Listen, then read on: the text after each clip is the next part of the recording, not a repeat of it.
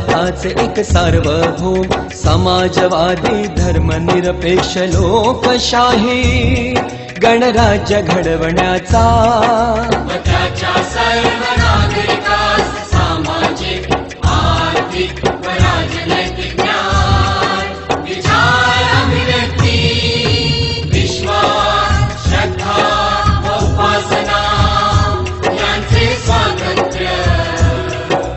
दर्जाची व संधीची समानता निश्चितपणे प्राप्त करून देण्याचा आणि त्या सर्वांमध्ये व्यक्तीची प्रतिष्ठा व राष्ट्राची एकता आणि एकात्मता यांचे आश्वासन देणारी बंधुता प्रवर्धित करण्याचा